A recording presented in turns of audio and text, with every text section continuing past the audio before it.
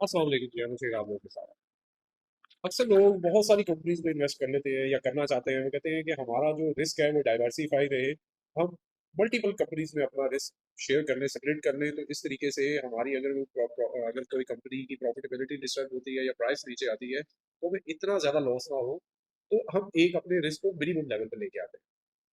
Not a bad strategy, लेकिन मेरा जाती मानना है कि आपको बहुत सारी कंपनीज में इन्वेस्टमेंट नहीं करनी चाहिए। ये ऑल दो ये डिपेंड करता है आपके रिस्क एपिटाइट पे। ये भी डिपेंड करता है कि आपकी अमाउंट ऑफ इन्वेस्टमेंट कितनी है। बहुत सारे लोग हैं जो मल्टी बिलियन इन्वेस्ट करते हैं, तो जाहिर है उनके लिए कंपनीज की लिस्ट थोड़ी सी ज्यादा भी हो सकती है, इतना बुरा नहीं है। लेकिन अगर आप 1 मिलियन से नीचे नीचे इन्वेस्ट कर रहे हैं तो फिर आपको कोशिश करनी चाहिए 4-5 कंपनीज में इन्वेस्ट करें। अच्छा, अब फिर भी आपको मैं बताऊं, इसमें भी आप अपना रिस्क डिवाइड कर सकते हैं। और बहुत ही इंटरेस्टिंग चीज है, यहाँ पे कुछ कंपनी स्टॉक मार्केट में ऐसी है जो कि जस्ट लाइक म्यूचुअल फंड है, मिनी म्यूचुअल फंड आप उनको कह सकते हैं। वो एक कंपनी नहीं है, वो एक होल्डिंग कंपनी है। उसके मतलब अंदर जो एक स्ट्रक्चर है कंपनी का, वो ऐसा है इन्वेस्टमेंट का कि बहुत सारी डिफरेंट सेक्टर्स की कंपनीज में उसकी इन्वेस्टमेंट होती है। जैसे कि निशात मिल्स लिमिटेड है। निशात मिल्स लिमिटेड की होल्डिंग अगर आप देखें, आईपीपीज की 4 कंपनीज है, जिसमें से अब एनसीपीएल और एनपीएल शिफ्ट कर गए हैं जेनको में और ऑटो सेक्टर में। ठीक है भैया जी। तो ये ऑटो सेक्टर हुंडई, उसमें इसकी इन्वेस्टमेंट है। बैंकिंग सेक्टर में एनसीबी इसके पास है। इंश्योरेंस सेक्टर में आदमजी इंश्योरेंस भी है, एक आदमी वो भी कंपनी है और लिस्टेड है। तो टेक्सटाइल अपना खुद का सेक्टर जो है निषाद मिल्स का। डेयरीज प्रोजेक्ट में इसकी इन्वेस्टमेंट है, निषाद सुटास डेयरी। ठीक है, इसके अलावा रिटेल सेटअप में भी इसकी जो कंपनी है निषाद गालिबन लीडल के नाम से है। तो ये एक चलती फिरती म्यूचुअल फंड इन्वेस्टमेंट है। आप एक कंपनी में इन्वेस्ट करते हैं तो आपको तकरीबन 8-10 डिफरेंट सेक्टर की कंपनीज जो है उसकी होल्डिंग मिल जाती है। एक आधा बिजनेस, दो बिजनेस अगर लॉसेस में भी है तो ये किसी ना किसी तरह से दूसरी कंपनीज के जरिए बहुत सारा प्रॉफिट बना के हमेशा प्रॉफिट में रहती है।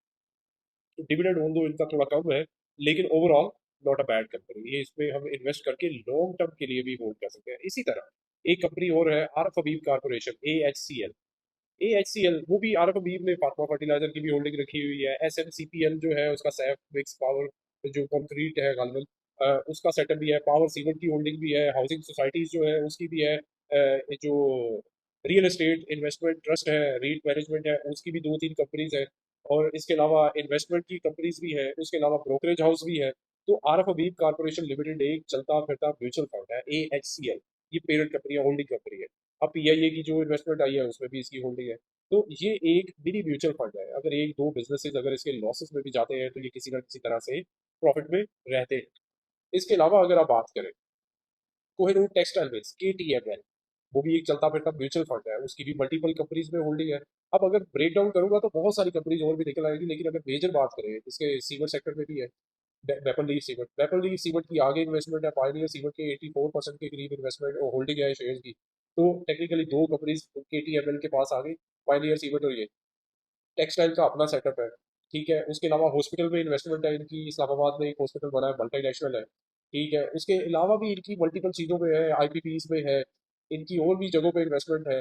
गालिबन ये पेन जो है, पाक इलेक्ट्रॉन, वो भी उसकी भी मेरा ख्याल है इनके पास होल्डिंग है कुछ। अब अगर मतलब आप मजीद डिटेल में जाएंगे और भी इनकी जो अनलिस्टेड इन्वेस्टमेंट्स हैं वो भी नजर आएंगे आप। तो इन्होंने एक एसेट मैनेजमेंट कंपनी भी बनाई हुई है जिसके जरिए ये इन्वेस्ट करते हैं बहुत सारी जगहों पे। इन्होंने स्टॉक मार्केट में इन्वेस्ट किया हुआ है उसके थ्रू। तो ये एक पूरी की पूरी आप समझ लीजिए कि चलती फिरती म्यूचुअल फंड इन्वेस्टमेंट है। अगर आप एक कंपनी में इतना लॉस भी होता है तो लॉन्ग टर्म आपको ये किसी न किसी तरह से दूसरे लेवल से प्रॉफिट दे देगा। इसी तरह लकी सीमेंट जो है उसकी भी, वो टेक्सटाइल में भी है। ठीक है, उसके अलावा वो IPPs में भी है, सीमेंट में भी है। उसके अलावा वो गाड़ियों की भी मैन्युफैक्चरिंग में इन्वॉल्व है। तो ये मल्टीपल इन्वेस्टमेंट है, बजाय इसके आप बहुत सारी कंपनीज लें, आप इसमें इन्वेस्ट कर सकते हैं। कमेंट करके बता सकते हैं आपकी सबसे फेवरेट कंपनी कौन सी है इनमें से, और वजह क्या है। और क्या आपको लगता है कि इस एंगल से भी देखना इन्वेस्टमेंट के लिए जरूरी है या नहीं। कमेंट करके आप बता सकते हैं। शुक्रिया।